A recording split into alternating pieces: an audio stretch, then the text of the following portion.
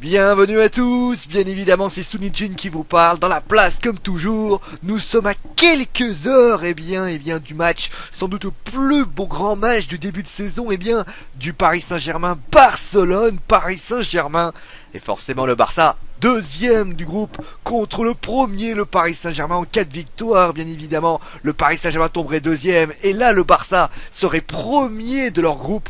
Et là, bien sûr, on pourrait voir le Paris Saint-Germain contre le Real Madrid, on pourrait voir le Paris Saint-Germain contre le Borussia Dortmund, on pourrait voir bien sûr bon nombre d'équipes qui pourraient faire face au PSG. Et ça serait sans doute la première fois depuis de longues années que le Paris Saint-Germain ne soit pas premier de leur phase de poule. En tout cas, le Barça, eux, veulent se venger. On rappelle qu'au match aller, le PSG a battu le Barça 3-2, des buts donc de...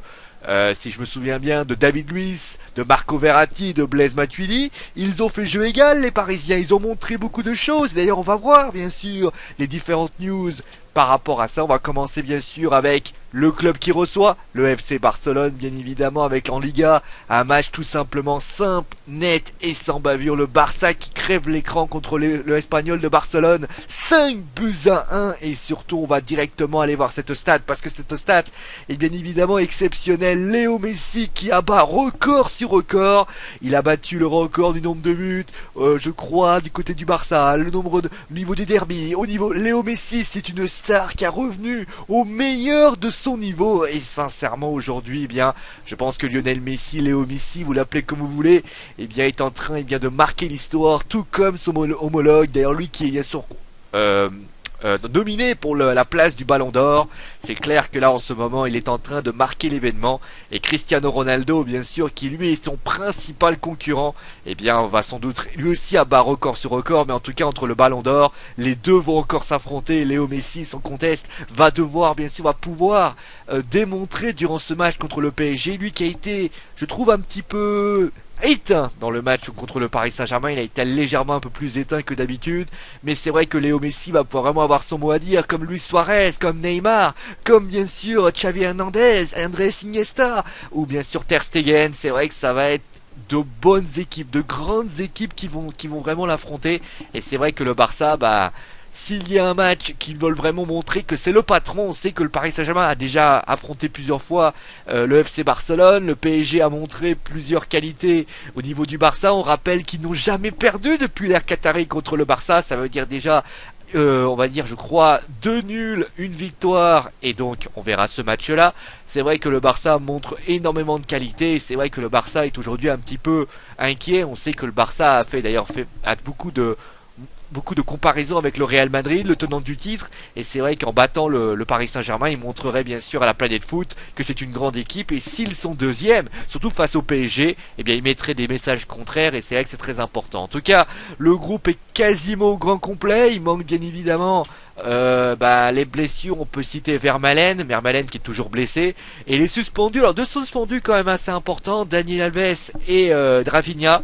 Des joueurs qui sont très importants dans l'effectif du Paris Saint-Germain, du FC Barcelone. Et c'est vrai qu'ils vont falloir peut-être aussi, ça a peut-être une indication pour Laurent Blanc.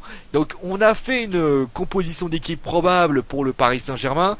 Alors on a mis Ter Stegen bien sûr dans les buts, c'est toujours celui qui joue à la place. Ensuite nous avons Jordi Alba, Javier Mascherano, Gérald Piqué, on peut même bien sûr Jérémy Mathieu, c'est pas le problème, et Adriano qui remplacerait donc à ce moment-là Dani Alves. C'est une solution. C'est vrai c'est vrai que Adriano peut être celui aussi qui peut peut-être est peut-être un peu moins offensif, faut le reconnaître, mais Adriano peut peut-être être là justement où le Paris Saint-Germain pourrait passer sur le côté gauche. On sait que Cavani pourrait être dans ce côté. On pourrait donc inverser, mettre Cavani à droite et Lucas à gauche. C'est vrai que ça peut être pas mal, avec un Lavezzi qui pourrait rentrer et là à ce moment-là mettre beaucoup d'accélération pour faire mal à ses adversaires. On pourrait voir des projections vers l'avant de Matuidi. En tout cas pour moi, Jordi Alba, ça peut aller. Par contre, c'est vrai que de l'autre côté, Adriano semble quand même la situation. Du côté de Piqué et Mascherano, je trouve que c'est la défense qui me semble plus adéquate. On a vu qu'elle était assez lente face aux assauts du PSG. Faut voir bien sûr s'ils réussiront à accélérer, à réussir à trouver les solutions. En tout cas pour moi c'est l'équipe la charnière centrale qui me semble la plus adéquate, qui me semble le plus intéressant. Ensuite nous avons c'est du classique, nous avons là nous avons donc Busquets, Xavi Hernandez et Rakitic. Ça c'est du classique à Rakitic, vraiment très impressionnant en ce début, dans cette saison avec le Barça. Xavi, vous le connaissez. Alors pas d'Andrés Iniesta parce que je trouve qu'Andrés Iniesta est un peu en dessous par rapport aux autres joueurs. C'est certainement une histoire d'appréciation, mais c'est vrai que bon après, faut prendre les meilleurs et Busquets, ça commence à devenir une habitude pour le Barça. Ensuite, nous avons Neymar et Luis Suarez. Alors pourquoi Luis Suarez sur un côté droit? Parce qu'il a l'habitude de jouer sur le côté droit. Et donc, comme Léo Messi a tendance à souvent reculer, ça permet à Luis Suarez souvent de repiquer dans l'axe. Et ça permet en fait de jouer à un avant-centre puisque Léo Messi joue plutôt sur un électron libre. Et c'est pour cette raison donc que j'ai mis Léo Messi dans ce poste d'avant-centre. En fait, c'est un avant-centre sans être avant-centre. C'est un numéro 10, c'est un numéro 10 avant-centre.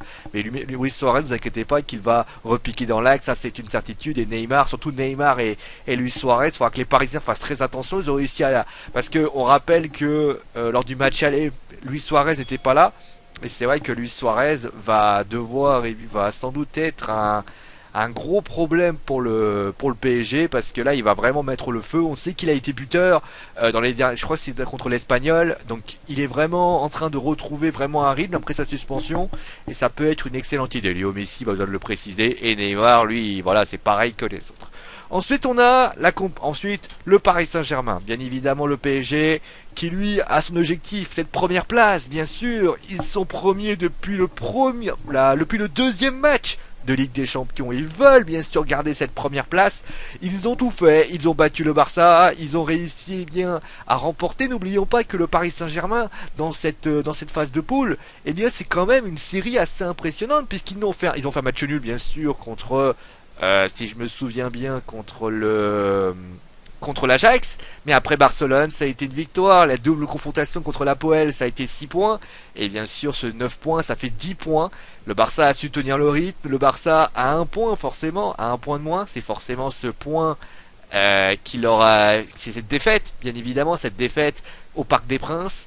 Et donc, bien évidemment, il va falloir récupérer, il va falloir tenir, il va falloir essayer de s'accrocher le plus possible, il va falloir montrer ses vertus défensives. C'est vrai qu'on sait que le Paris Saint-Germain, notamment contre Nantes, a été limite quand même. J'ai trouvé très limite, notamment cette victoire contre Nantes, qui a été, on va dire, un peu étriquée. On en a parlé lors du Match of the Days, où on a dit, voilà, que le match a été relativement un petit peu, je trouve, en deçà, notamment les 20 premières minutes. Ils ont remis l'accélérateur, mais on sait toujours que c'est Zlatan qui a remis la situation. Zlatan qui sera titulaire. Est-ce que Zlatan sera capable de calmer les offensives, savoir faire également ce que fait les autres équipes, bien évidemment, mais surtout, et ça c'est vrai que c'est une réalité, et je pense que c'est ça qui, selon moi, m'inquiète aussi, c'est surtout la défense. David Luiz, Thiago Silva.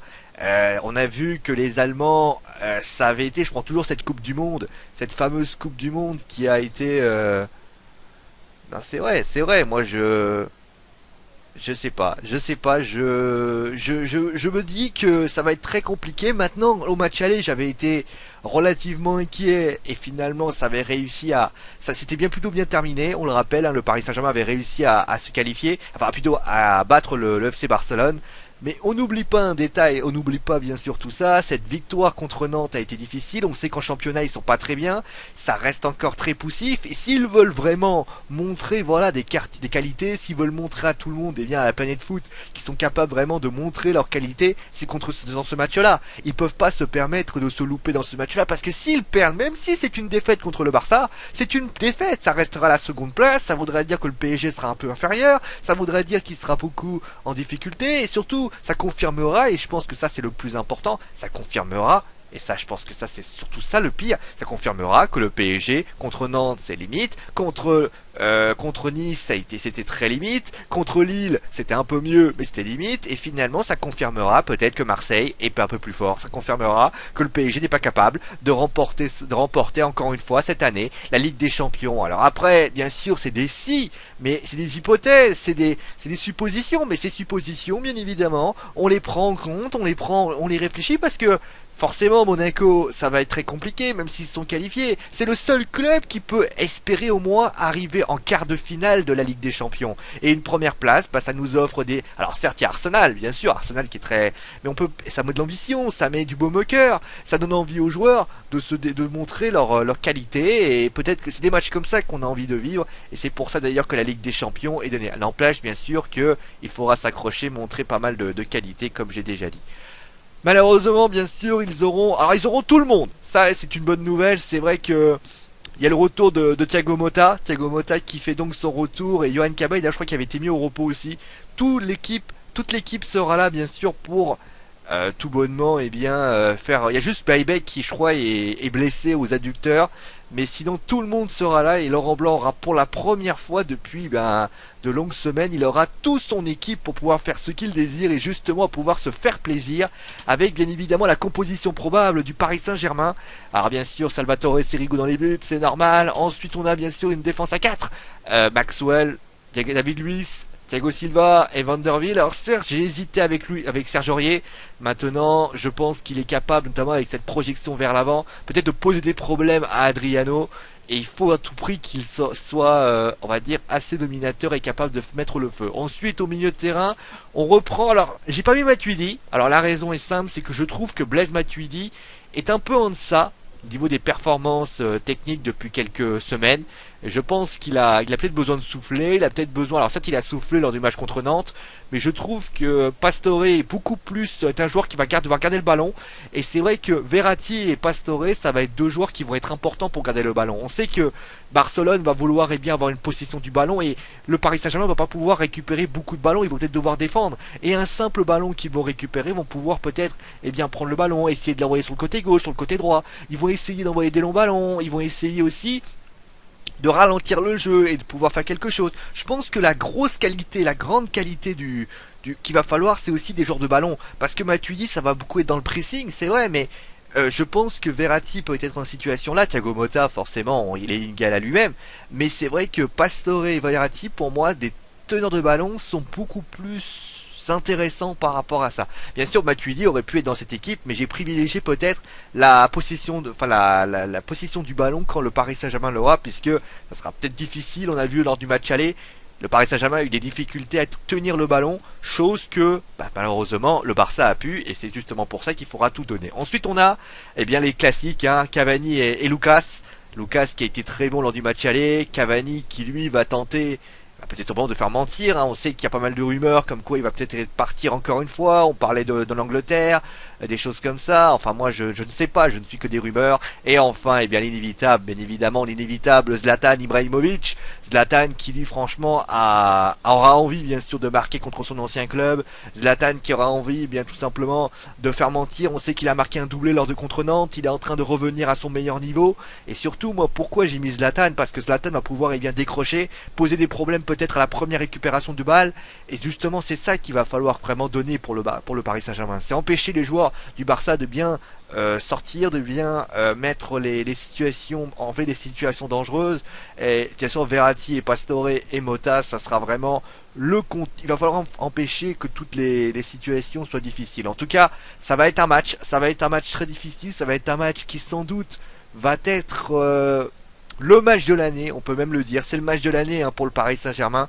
Si tu n'es pas capable de gagner contre le Barça, ça voudra peut-être pas dire que tu gagneras pas la Ligue des Champions, mais ça voudra dire que tu seras deuxième, ça voudra dire pas mal de conséquences, et surtout ça voudra dire que ton niveau il a baissé. Alors certes, match nul, on pourra se poser peut-être des questions, peut-être qu'ils seront héroïques, peut-être que s'il y a un partout avec 1-0 à 92e minute, là à ce moment-là on sera d'accord. Après je pense que si Paris, s'il y a match nul, à ce moment-là, s'il y a 1-0 et qu'il y a 92e, je pense pas que le Barça va pousser. Mais il va falloir pousser. Surtout pas commettre les mêmes erreurs contre Chelsea. On se rappelle contre Chelsea, ils avaient fait un bon match aller, ils avaient été exceptionnels. Et lors du match retour, ils n'avaient pas du tout été au niveau, mais Zlatan n'était pas là. Et c'est exactement ce qu'on leur demande durant ce match. On leur demande d'être courageux, on leur demande d'être motivés, on leur demande tout simplement de montrer les vertus qu'ils avaient eu au match aller. Et oublier peut-être, alors après ils affronteront Guingamp. Guingamp, ça sera une autre histoire, ça sera bien sûr en fin de saison. Mais pour le moment, ce qu'on demande au PSG, et ça c'est quelque chose que je suis supporter bien sûr du PSG, mais supporter de la France bien évidemment. L'indice UEFA, on en a besoin, on a Monaco qui s'est super qualifié, et ça c'est une réalité, c'est super intéressant, et j'espère sincèrement que le PSG réussira un coup, parce que en moins que d'être un Parisien, je suis surtout français et je considère que si un club français gagne, c'est tout le foot français qui s'en sort. Parce que Guingamp qui va affronter le PO Talonique, eh ben bonne chance à eux, on espère qu'ils gagneront. Lille, j'espère qu'ils réussiront parce que c'est vrai que c'est pas la grande, c'est pas le bonheur, hein. Deux matchs nuls, un contre Paris, un contre Lens, et surtout le match contre Lens, ça n'avait pas été terrible. Et Saint-Etienne, bien sûr, Saint-Etienne qui retrouve son meilleur niveau. Bonne chance à tous les clubs français. Prenez exemple sur Monaco et qui a été héroïque hier soir. Et sincèrement, eh bien, on va espérer. Alors certes, mon pronostic, bien sûr. J'espère que le PSG va gagner. J'espère que le PSG va démontrer ses vertus offensives. J'espère que le PSG va montrer qu'ils ont du cœur. Moi, la seule chose que je peux demander au PSG, c'est de faire un grand match. On va tout simplement parler du cœur. Je ne pense pas que le PSG pourra gagner. Je pense que ça va être très compliqué. Maintenant, je les vois pas perdre. Je les vois pas perdre parce que je pense que le PSG va contenir et je pense qu'il y aura un partout. Un partout avec, je pense, un but de Zlatan et un but de Messi et je pense que ça sera que ça. Mais en tout cas, le PSG va devoir tenir surtout les 20 premières minutes et tenir, tenter bien sûr de faire mal. En tout cas, nous on se retrouvera bien sûr pour l'après-match, pour le match of the days. Le match of the days bien sûr qui parleront bien sûr de tous les Parisiens, de tous les Catalans et on espère bien évidemment le bonheur avec les top flops, ça vous commencez à en avoir l'habitude. Le PSG sera là et le Barça sera là et on espère bien sûr un grand match et moi je dis toujours on se retrouvera après la rencontre ou peut-être le lendemain parce que quand même, mais en tout cas ce que je vous dirais c'est que c'est mon dernier mot parce que je l'ai dit. Allez, ciao à tous.